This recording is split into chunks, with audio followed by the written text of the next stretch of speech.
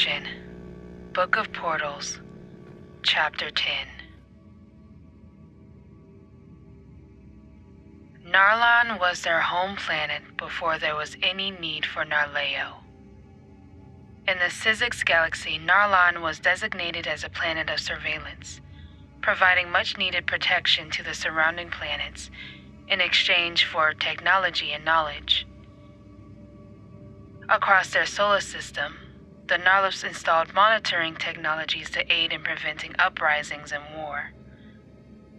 While they weren't always perfect in their role, as there were many inevitable blind spots in a solar system of that size, the Narlops built for themselves a reputation for maintaining order and peace.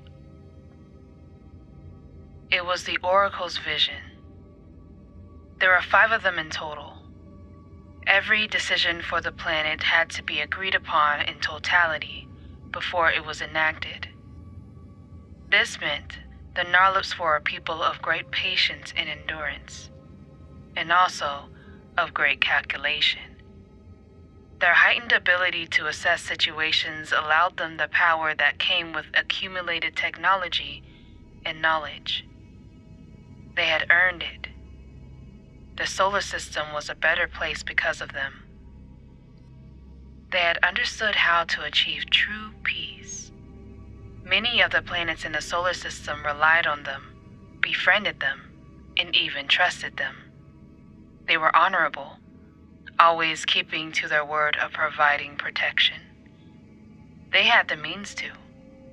When you are a species that desires very few things, it is easy to stay in control. It is easy to view everyone else from an ivory tower. Narlan was a rather large planet. It was about twice the size of Jupiter and had a sun that was about the size of Earth. The entirety of their civilization existed underground, with tunnels that dug into almost every corner and curve. The Narlops built contraptions that were used for both reflection and absorption. They were placed at the openings of the tunnels and along the curves of them to disperse the sun's light throughout the planet. Once it was time to sleep, the Narlops would shift the reflections, cutting off the light distributions and activating their own rest cycles. While the reflectors were turned, the absorption mode powered on, collecting the light from the sun as energy to fuel the planet. In their burrows, the Narlops built a civilization that was safe, comfortable, and innovative. They created cave pockets in their planet. Some were designed for social gatherings and meetings, some were designed for recreational play, some housed their technology, while others were for teaching. In the center was a cave enclosure built to hold water. In their early excavations, the Narlops found ravines of liquid and would carve into the rock and stone of the tunnels in order to route the basins to empty into the center reservoir. All of the tunnels on the planet connected to this reservoir. What resulted was a lifetime of water for all the inhabitants in the planet. The water that the Narlops consumed throughout the heat of the day was released into the soil and rock of the caves while their sleep cycles were activated. Eventually, this water would wind its way through the center ravine, replenishing it for future use. The Narlops knew to waste nothing. With time, the civilization grew, and so did the technology. It was deemed that Narlan would be a planet of peace. Many of the surrounding galaxies often had wars, both physical and spiritual, that ravaged the planets in their solar systems. But the Oracle sought to envision a world that would coexist within itself and those around it with complete neutrality. To further adhere to their immovable stance, the Oracles decided on the use of non-lethal technology only. In order to calm uprisings, however, they managed to keep an assortment of weaponry. Unfortunately for the Narlops, though they felt their intentions were admirable, war could not be avoided forever. On a day like any other, the Oracles received communications from a neighboring planet in their solar system. The message was from planet Gornal, a planet that existed in one of their blind spots. It was a smaller, icier planet about half the size of Earth with inhabitants called rectors that were short, gray, and wrinkled. While their size was tiny, they spoke with a presence of reverence that made them seem much larger. The Narlan Communications Cave was located to the right of the water ravine. In the center of the communications room was a white hexagon-shaped platform that was used to project holographic images and teleport within the planet. All of the various cave pockets had the hexagonal platforms. The communications room also had clear plexiglass-like screens located all around that displayed various angles of surveillance throughout the planet and the solar system. There were various Narlops routinely monitoring the plexiglass-like screens as a message from Gornal came in swiftly, an alert showing across all the screens at once. Lupo, the Narlop who was the head of the communications department, stood up from its seat, commanding an attending Narlop to display the incoming message on the hexagonal platform. Because of their heightened propensity for surveillance, there were very few alerts that came through with such urgency, so Lupo gave it its full attention. The message was displayed in the room's center with a holographic image that took on the shape of a rector. Its short and gray stature appeared to be more hunched than usual. Its two eyes were large and distraught. There was a deep scar on the right side of its oval-shaped face. It had been wounded. Lupo had never been in contact with this rector before. Through frantic and shallow breaths, the rector introduced itself as Guanamo and told its story of attack. Gornal had been in contact with creatures from another galaxy, humans from Earth. Narlops had heard stories of humans. Many different planets forbade their ability to visit them, but Narlops hadn't encountered one yet. Though, of course, with the Narlops' thirst for knowledge, there was always a piqued curiosity involving them. Guanamo's story was hushed and intense. It told about how its communications with the humans began through a desire to learn more about their species. The humans were conducting research using their own newly developed technologies. But then, the rectors learned that the humans' experiments were surrounding developing light lasers and bombs. They had gotten the technology to create atom bombs and nuclear explosions from other planets that had contacted them before. But upon the interrogation of those planets over the years, the humans learned that Gornal acquired a material that could amplify the power of their discoveries: radion.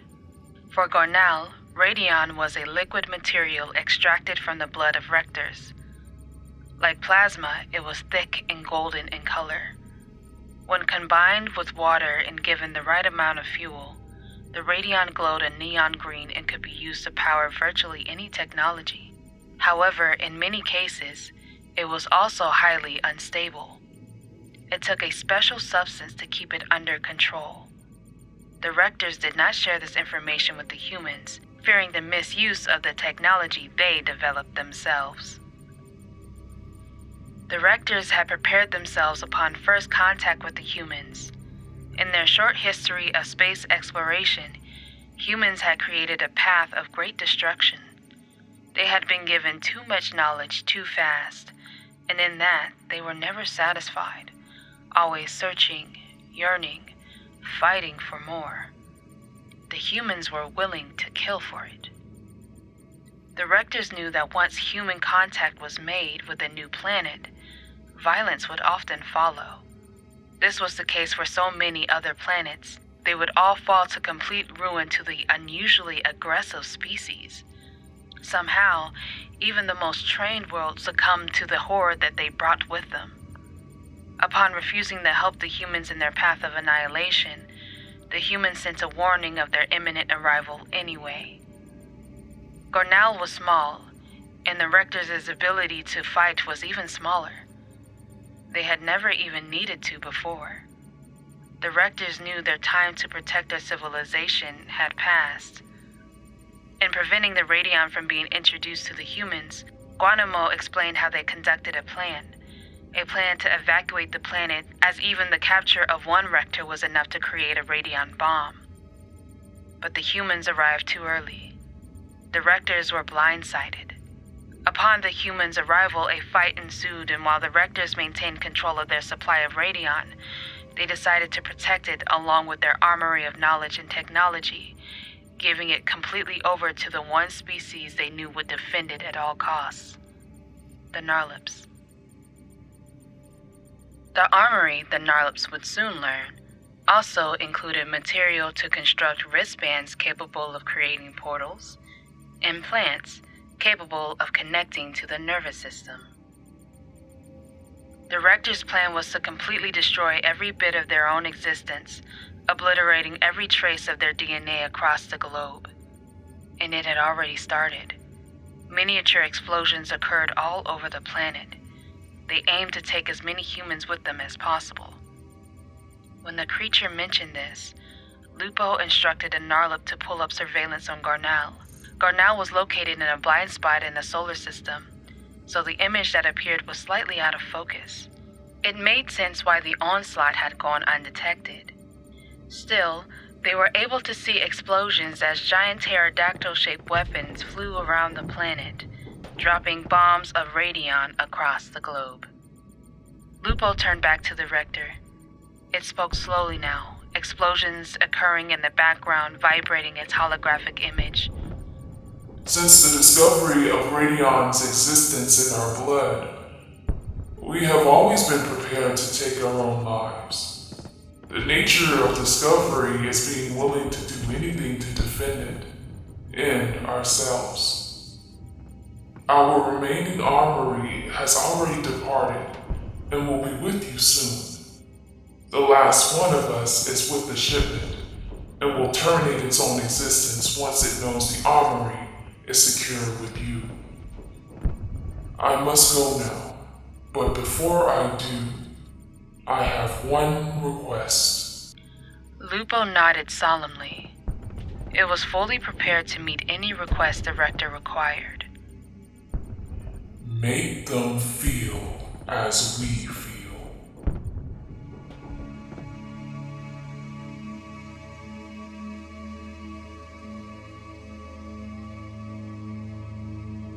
This time, she was asleep, but her body was writhing in pain against the restraints placed on her. A metal contraption was connected to her body above her now sewn-up chest. In the corner of the operating room stood two Narlips, K1 and Kaidos. They were speaking to each other in their native tongue as the woman fought herself in her sleep. There are regulations you did not follow, Kaidos pressed. Its voice this time did not have the same friendly tone it usually held. We needed to gather information, not induce torture. No need. We already know the truth of her kind, what she could be capable of. The other humans experienced similar treatment, but she regenerated faster. We need her fear. We have wasted her for far too long, sparing her. She is not them. You know that. But that does not change who she comes from. It does not change her relation. You remember what happened the last time a human discovered what they should not? We need to know if she is a threat to us. Kaidos paused for a moment. K1 did have a point. Still, rules are... Are you defending the planet killer? No. I am insisting you follow regulation. Relation does not equal guilt. She cannot answer for the sins of her family. That is the entire reason she is here. To answer for them. Have you forgotten? Do you remember what it felt like to see so many of our own perish? Of course I do. Which is why showing her the bodies of her slain family should be reprimanded. Since when did you care about humans in this way? There was a silence between them. K1 continued, picking up a shift in the atmosphere. Piv? Was it Piv? Piv is gone. Kaidos replied simply. no emotion. What happened was unfortunate, but it has never influenced my judgment. As you recall, at no point did I ever stop you, even when I could have. This time, K1 studied Kaidos carefully. Well, it is time for her to awaken anyway. Regardless of how you feel about my violation of your regulation, this can only end one way. It always does. I will conduct the exam, Kaidos declared without looking at K1. In response, K1 simply flicked its wrist before realizing the wristband was not there. Instead, it reached out and pulled on the doorknob, twisting it and swiftly exiting the room. Kaido stared at the woman's body. It was still now, almost peaceful, as if she had not been writhing just moments before. Kaidos removed the restraints from her wrists and ankles. She was dressed in a blue hospital gown. There was no physical trace of what had happened to her, but Kaidos knew the mental scars would still be there. Kaidos picked up an object that was near the operating table that also held a chrysanthemum in the woman's clothing. The object was a crystal that the woman had with her. Kaidos saw from the woman's mind that the crystal was connected to a memory of her uncle. Kaidos also knew that having a reminder of Piv, the damaged wristband, was a sort of comfort. So because Kaidos knew her future on the planet could only end one way, it placed the crystal in her hand. At least, she'd be able to have a reminder of her family with her.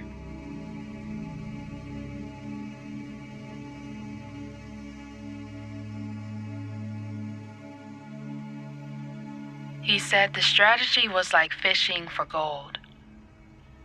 You stand in the stream with a sifter, searching through all the dirt and rocks. You sift for hours, searching for something, anything. And suddenly, out the corner of your eye, there's a glimmer. You pick it up with your sifter and gently you move the other debris out the way until you uncover what you are searching for. Excitement had built up, maybe even a little apprehension. But still, you wait with bated breath to see if you finally hit treasure. Once you examine the possibly priceless gem in front of you, once you are ready to determine its worth, you find that the treasure you were seeking was actually pyrite, or fool's gold. Her uncle David said that was how the aliens needed to feel, as if they were always searching through your thoughts and coming up with nothing.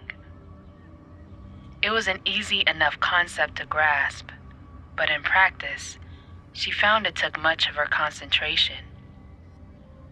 At 15, she spent time meditating, focusing, and centering her mind in order to perfect the technique. She didn't understand how, but her uncle could always tell the exact moment when her thoughts went off course.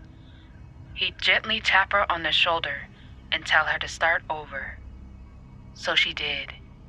And each day, she tried harder and harder until she finally got it right. When she did, when she had perfected the technique of thought sifting, her uncle was proud. Uncle David wasn't always in his right mind, but when he was, he would tell her stories with the intention of training her. He knew one day the creatures would come for her, and when they did, he needed her to be ready. And so, with an excruciating attention to detail, he made her into a weapon that not even she knew she was capable of becoming.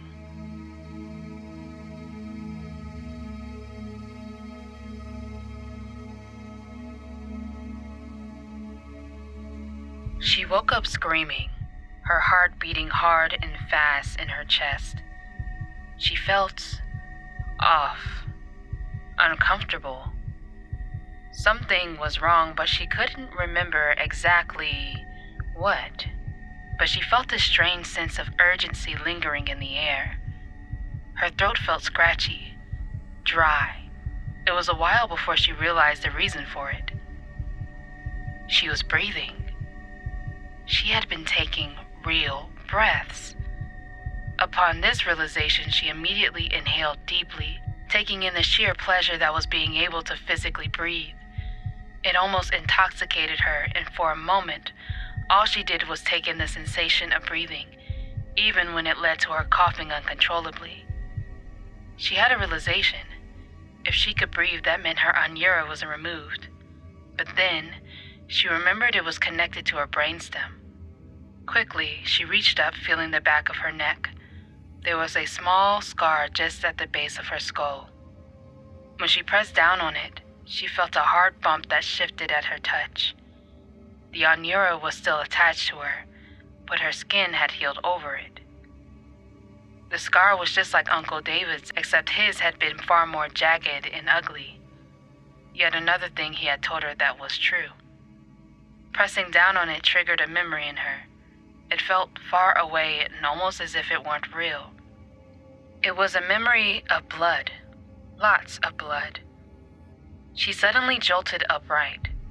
She remembered it all. The dreams, the reality, the blood, all the blood, her family, the tortured humans. It was all too much to handle at once. Her vision started to distort. She saw hexagonal shapes on the walls all around her. Her stomach started to turn, and she felt bile rising up in her throat as the sound and images of suffering flashed through her mind uncontrollably.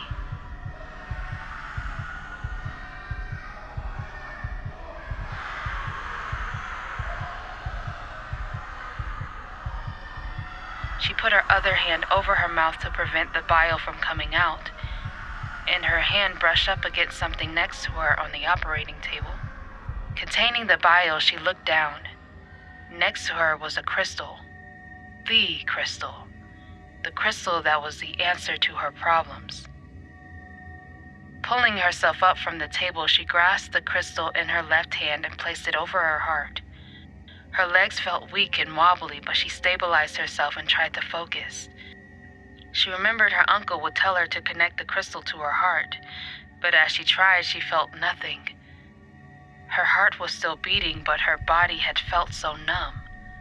Her mind had been running through the flashes of memories reignited within her, trying to make sense of them. There was a sense of urgency, but she didn't know what to do. Nothing made sense to her in that moment. She tried to steady her breath, slowing each shuddering inhale down to regain mental clarity. She remembered her training. She pulled the energy from her root, which was quickly set aflame. Then she brought the energy up to her solar plexus to provide the power that she needed. And as the energy connected to her heart, she felt the crystal vibrate in her hand. She knew what she needed to do. She held the image in her mind of her destination as she pointed her finger in the air. Sparks flew as she drew a circle and connected the ends together. What resulted was a portal of her own making. She smiled to herself, though it didn't last. She grabbed the chrysanthemum from the table next to her before stepping into the portal.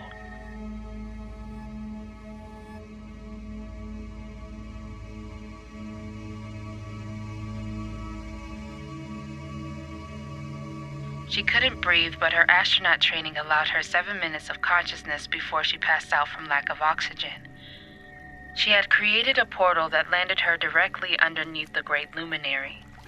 She could feel and hear the rush of water around her as she splashed through it to get into position. As she held her breath, a pained, burning sensation started at the back of her neck. Writhing beneath the scar was the anura. It tore through the skin of her scar, beginning to spread around the outer layer of her skin again. As the pain intensified with the anura's reattachment, she took the chrysanthemum and started manipulating it. She twisted the bottom end of it off, placing the crystal inside, connecting it to the torch's power bank. Twisting the end closed, she powered the chrysanthemum on, pointing it toward the great luminary. It was time for the Narlip sleep cycle, so no one was around as she pulled energy from the great luminary, and no one was around as the light began to spark violently. But still, the pain raged through her body as the anura enclosed itself around her. It was almost done, connecting to the neural systems around her body in order to read her, in order to communicate her thoughts. She tightly held her breath as the power was sucked from the luminary. She was almost done, but as the Anura finished connecting, she no longer needed to breathe, and almost immediately, a portal opened near her. K1 stepped through, rushing to her, grabbing onto her throat. Still, she didn't stop, even as it closed its grasp around her neck. K1 reached its other hand back to strike at her, but as it did, Kaidos arrived through another portal, thrusting its clawed hand out to stop the strike. As soon as Kaidos arrived, other portals opened with various Narlips stepping through them, many of them creatures she had considered to be friends now. She wondered just how many knew the truth, how many kept it from her. K1 and Kaidos locked gazes. Kaidos gave K1 a nod, and the Narlip reluctantly released her. Even as she regained her balance, her hand never dropped from pulling the light from the luminary. Kaidos was the first to speak. She dared not move. She was almost done. I was never one for violence, so you will not be harmed while I am around. We understand how you can be angry at what you have experienced. She is just like her kind. She must die now. K1 said, baring its teeth. Still, she didn't move. Her mind was still. Her mind was focused. Her mind displayed images of home. The sparks that had been emanating from the light grew in size now, and her hand shook as she tightly grasped the torch. The sparks looked like lightning. So close to the end. No, we are not wasteful. Kaidos said plainly. Kaidos turned in her direction. Let us show you something. Before she could object, Kaidos projected images in her mind. They were images of her as a child, but through another person's point of view. Her uncle's. Your uncle loves you, we know. And we know you love him. We know you want to go back. But do you know what he has proven himself to be capable of? Kaidos flicked its wrist and projected another image into her mind. It was the image of a planet, Narlan. It was in ruin, destroyed from the inside out. She could hear crying and wailing from all over. Narla bodies were torn apart in every direction. An image of her parents in her home, bloodied and torn apart, flashed through her mind immediately after. It suddenly made her sick. He did this to us. He destroyed our planet. And now, you are here in place of his life. Your life was never your own. And I can guarantee, even if you were to return home now of all times, it would never get better. Kaidos projected another image into her mind. This one was of her arriving home, being greeted by extended family. But soon after the reunion, a black car appeared in the driveway, with agents arresting her. The image projected to her showed her on trial, becoming imprisoned for endangering the lives of her fellow astronauts. But that would be a phony charge, because instead, the government officials would never truly allow her around civilians who might believe her story. Her uncle was an exception because he had already lost his marbles by the time he had come back home. But she would spend the rest of her life in a controlled facility. The image showed the years as they passed by. All of her family gone. By the nature of your birth, your life never belonged to you. Your decisions were never yours. Your life was always ours. With this statement, her resolve weakened. It was all too much. She felt nausea rolling through her body. She thought of the devastating fate of her family, of the humans she had grown so close to, the humans that had been tortured, and those that she didn't know whether or not they were truly even human. She thought of the tragedy that occurred on the Narlup's home planet, at the hands of her uncle. That couldn't be right, but what did she know? Everything she had thought had been so wrong for so long. She didn't know anything. There had been so much suffering, so much loss, so much death, so much violence. Kaidos was right. Her life had never been hers. She had always been fulfilling the wishes of everyone else, never her own. And all it had brought her was misery, fear, anguish. She started to cry. She became overwhelmed with emotion. Her hand shook, this time not just because of the light. She had reached her limit. She was about to break. She switched the sparking chrysanthemum off, and the light began to settle down to an iridescent orb of glowing, dancing light. It shone brightly, colorful sparks emanating from it. The light had never looked so beautiful. We know the imagery we showed you was violent, and for that, I apologize. But your family is safe. They are alive. That we can assure you. She continued to cry. Well, there's no way for you to prove that to me, is there? She challenged. And I wouldn't believe anything you showed me anyway. You could always be lying. You can check for yourself. We will not stop you. Though Kaidos didn't say it, she knew that the end of the phrase was, "But we will find you." It did say she was their property after all. She knew they would always try to find her and punish her like they did to her uncle. And while maybe some part of him deserved what was done to him, she knew she had done nothing to. All she had ever wanted was to be an artist anyway. She forced herself to calm down. It was not the time for her to have a mental break. What she wanted most was to be free.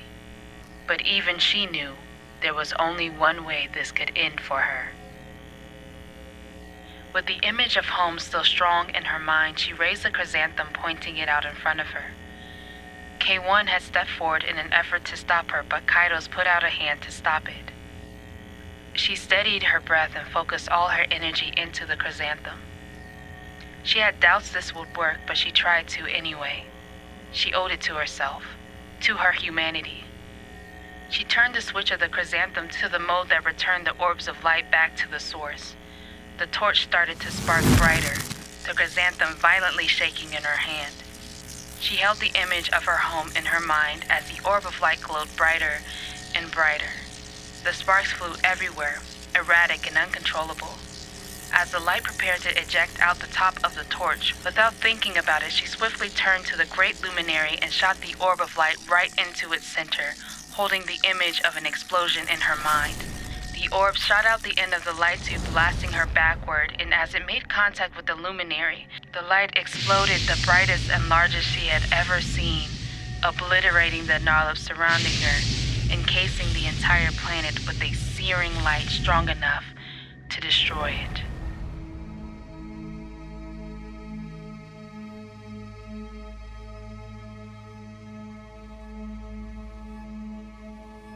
When she opened her eyes, she was back in the operating room.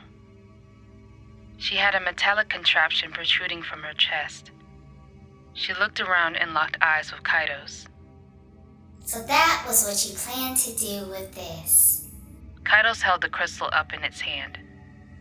I guess it never occurred to me that you could be faking your thoughts. You kept it up for entirely too long. It was quite convincing. Even your memories were. That took skill. She didn't know what to say. Kaidos continued. You know, it bothered me when I witnessed your memory where your uncle placed so much emphasis on the importance of a mere crystal. that looked just like this one. I could not let it go, so I waited. The attachment on your chest makes it easier for me to monitor your thoughts. It is also how you can understand me without the Anira fully connected. As you can see, most of our technology fails in here. Oxygen interacts strangely with it, but your chrysanthem works just fine. It was in the exact same place that she thought she had grabbed it from moments earlier. Kaido sighed. I understand your feelings, you know. You had nothing to do with the sins of your relations. How would you have ever known the evils of their deeds? Except, then you did the exact same. You chose to commit the same act that was done to us before. And that leaves a dilemma, does it not? Do I kill you and move on? But that is so wasteful. Do I let you go? I doubt you would choose differently. What else is there to do? Kaido's made direct eye contact with her, and her body turned cold. She had no more moves left. Then, I think of Pib, my offspring, and I think about what it would do. It would slaughter you, with no hesitation. And then I think about what you told me. We are all difficult. You were right. We all are. There was a silence that filled the room so thick she could choke on it. On that day, when we were forced to leave our home planet, Pib had just been born. K1 had only been alive a short while. But years before, I was there to witness the destruction of a neighboring planet as the humans invaded it. And as time went on afterward, we tried our best to live up to our original ideas to maintain peace and protection. But we couldn't, because what happened to that planet could always happen to us. So we chose to be proactive. We sought to contact humans, choosing to exchange knowledge and insights, as that has always helped us in the past. But even though our intentions started off pure, eventually, time has a special way of revealing truth. The truth was, we were afraid of you. So we were proactive in anticipating your destructive ways by becoming like you, like your kind. But when you take one step in the wrong direction, choices begin to spiral. Control is lost. Life becomes impossible to live without the cruelty of causing another suffering. And when the power we had done everything to maintain was threatened, we dove deeper into reprehensible acts, justifying them, validating them. So when your uncle bore witness and chose to destroy everything we had built, of course we were angry. Our fear had come true. But I cannot say we did not deserve it.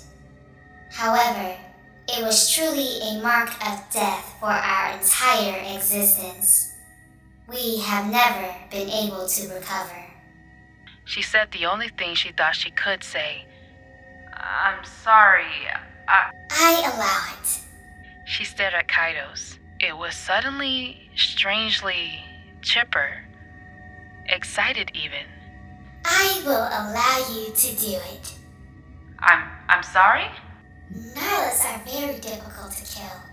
After Piv's life was over, so was mine. I am sure it feels differently from you than it does for me. Every day is a reminder of Piv's absence. But this would ensure that I pass. This would ensure that this all stops.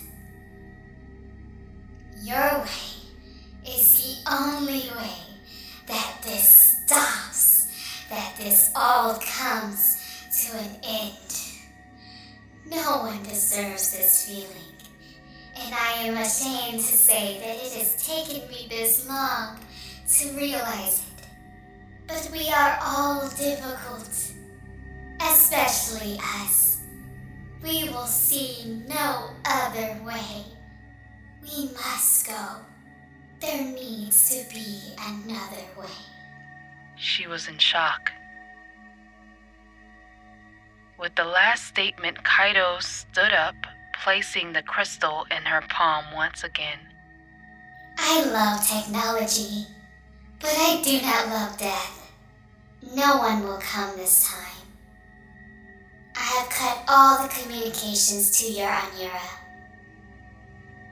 Do exactly what it is you came here to do. I will be thankful.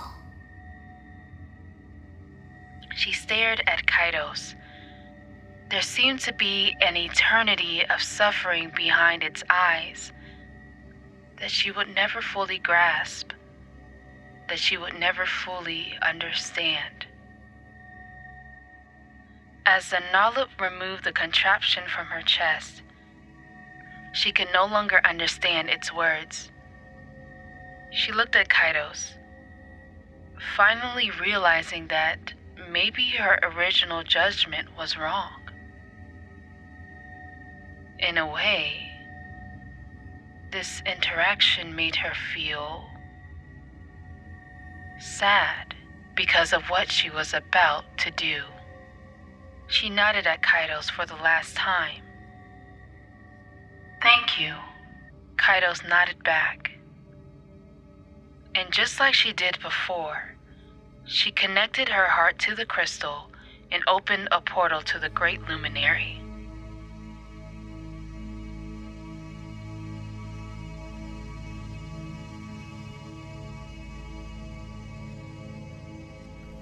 This time, when she pointed the end of the glowing torch at the Great Luminary, she was sad. She knew this would be the end. The end of her, the end of everyone.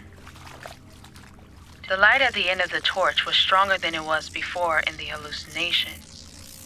She wanted to be thorough this time. This had to count. Stabilizing herself, she thought of all the memories she collected while on the planet.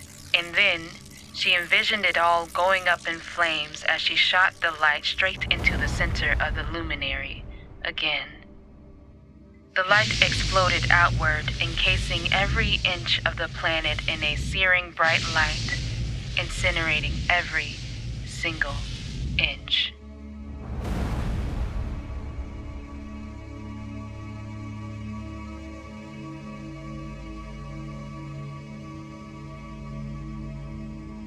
The void around her was white. The wails of screaming and crying echoed all around her before coming to a complete and abrupt stop.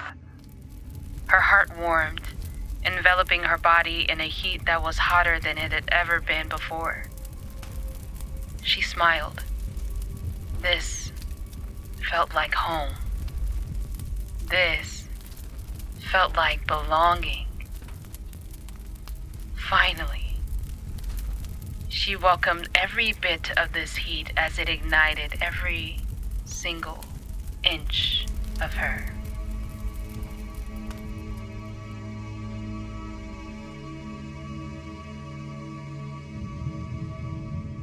She was floating, but this wasn't an empty float, or even a purposeful float like the one that happened on top of water.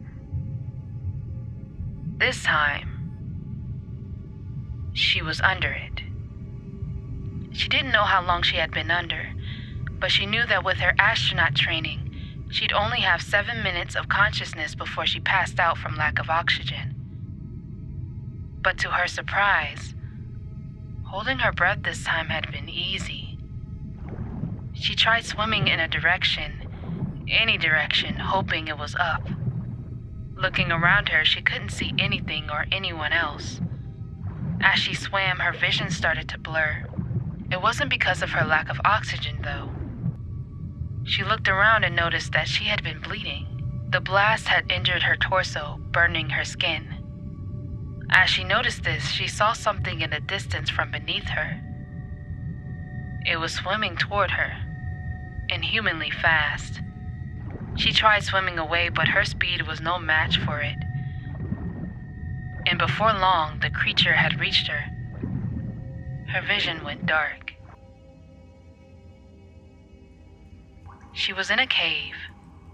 She was breathing again, the anura she had on torn to shreds. She was still wearing her hospital gown, though it was mostly tattered as well. She looked down at her body where she had been wounded. Her torso was covered in a wet, leafy object. Maybe seaweed? Kelp? As she looked around, she realized her environment was completely foreign. It was dark except for light that emanated from a hole in the top of the cave. This wasn't Narleo, and it wasn't home. So where was she? At the entrance of a cave, a figure appeared. Emerging was a tall, human-like creature with gray-blue tinted skin. Except it wasn't human. It had fins that protruded from its arms and flipper-like attachments on its feet. It had deep cuts along its body that opened and closed as it breathed, almost like gills. She locked eyes with the creature as the realization hit. No, she was not on Narleo. She wasn't even home.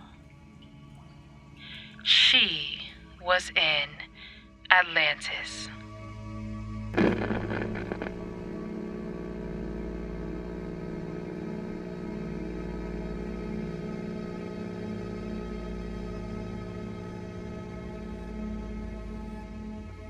Hello again for the last time this season. My name is Michaela Mack. I am the author, writer, narrator, and producer of this podcast, Creation: A Whole New Reality. This is the end of Book of Portals. Oh my goodness, we reached the end. The crowd goes wild. Anyway, I am so excited to share this final episode with you. Let me know what you think about the ending, what you think about our protagonist's journey thus far, even like some conjecture of what's going next, and maybe even the reason why it had to end in this way. I know maybe some people were expecting more of a violent ending, but I chose this ending for a very specific reason, and I'm wondering if you were able to catch on to it. So if you were, please let me know. Comment down below, message me, send me stuff. My email is in the description box. You can email me with your questions or anything like that. In any case, if you have listened this far, thank you so much, and I have a special surprise for you. Next Friday, there is going to be a special episode. It is a bonus episode that is told from a different perspective, hopefully offering a bit more insight and a bit more information to the story. Thank you again for listening. Next Friday, there will be a bonus episode, and then we will go on break until May 17th when the third season of Creation: A Whole New Reality premieres. The third season is entitled Book of Life. Thank you so much. See you again next Friday for our bonus episode. I'm so excited. Please like, share, subscribe, tell me what you think, and please continue. Stay tuned for more. Bye-bye.